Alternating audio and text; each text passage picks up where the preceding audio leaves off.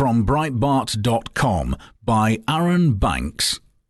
Clutching at straws, the pro-EU campaign are already showing how desperate they are.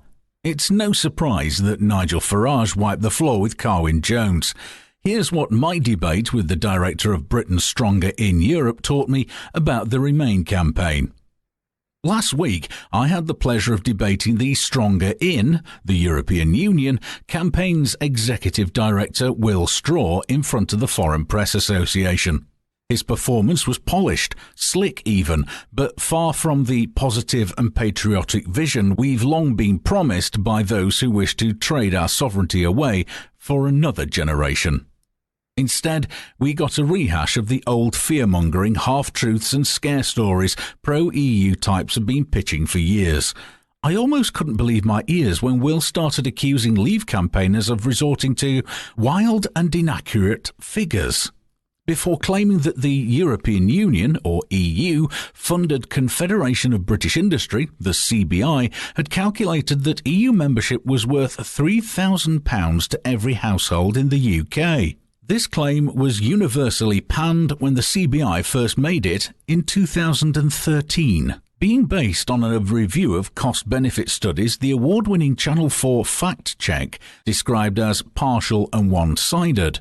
The headline figure of £3,000 is twice as optimistic as any of the studies it is supposed to be based on, with Fact Check finally concluding that the number is not based on any real evidence.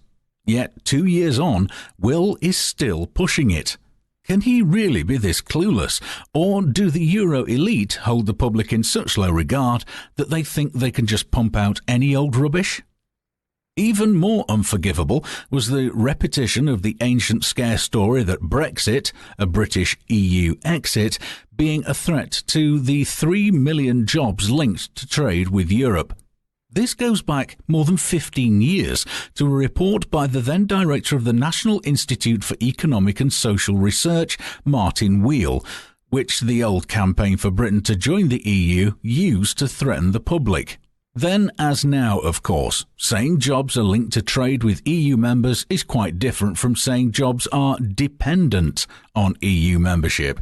Indeed, Martin Wheel himself described the Europhile's interpretation of his work as, quote, absurd. It's pure Goebbels. In many years of academic research, I cannot recall such a willful distortion of the facts.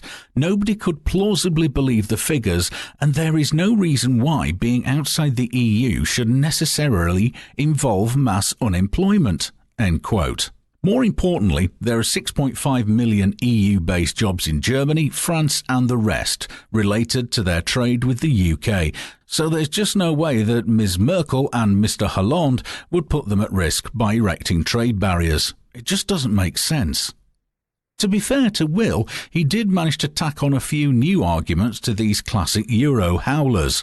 We heard that the EU strengthens our national security, barely 2 months after Interpol chief Robert Noble condemned its Schengen area as, quote, effectively an international passport-free zone for terrorists, end quote. We were also threatened with losing the dangerously illiberal European Arrest Warrant, or EAW, used to deport Welsh teenager Andrew Symeou to a vermin-infested Greek prison where he was held without trial for almost a year on bogus charges, without the British authorities ever getting a chance to evaluate the case against him. Some threat. To be clear, the EAW has seen just under 700 criminals brought to charges in the UK in all its years of operation. Meanwhile, a Freedom of Information request from 2011 revealed that criminals across the EU were taking advantage of free movement to carry out 500 crimes in Britain every week. It makes more sense to control our borders to reduce crime than to have an arrest warrant that could be replaced by international agreements that protect our citizens. Will said several times that staying in the EU was a matter of, quote, simple arithmetic, end quote. But the numbers here just don't add up, with the free-for-all system he's defending posing a clear danger to the public, giving a bad name to the law-abiding majority of migrants into the bargain. The more we started to debate these issues, the more poor Will seemed to confuse himself. When I said we needed to be able to manage migration for the sake of our public services and make sure we were attracting the right sort of people, he demanded I tell him who the wrong people might be, seemingly to imply that there is no such thing. So much for New Labour claiming to have learned its lesson on immigration. Personally, I would suggest wrong people might include the likes of convicted rapist Marek Hakar, who killed Scottish businesswoman Moira Jones, or convicted murderer Arnis Zalankis, who killed teenager Alice Gross. By assuming Will is right and there are no wrong people, why should free movement be restricted to Europeans? If you were to follow his argument through to its logical conclusion, we should open our borders to the whole world. I'm afraid he wasn't any more coherent on trade. First, he boasted that the EU had signed free trade agreements with more than 50 countries.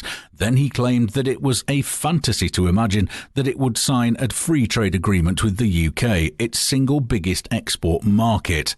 This would be unprecedented, he told me, demanding to know what evidence I had that such a thing was possible. I was too embarrassed to point out that the 50 countries he had already supplied were the evidence. He'd really missed the contradiction. I don't think Will is a bad guy. It's just that he grew up as the young prince of a cosy metropolitan political elite, and he genuinely can't imagine life beyond the gilded cage of EU membership. This came through most clearly when he started claiming Switzerland has no access to the single market in services, when the European Commission's own website lists Switzerland as a very important partner in this trade, or that claims we are constantly outvoted in Brussels couldn't be further from the truth, when we are in fact in a voting minority more often than any other EU member.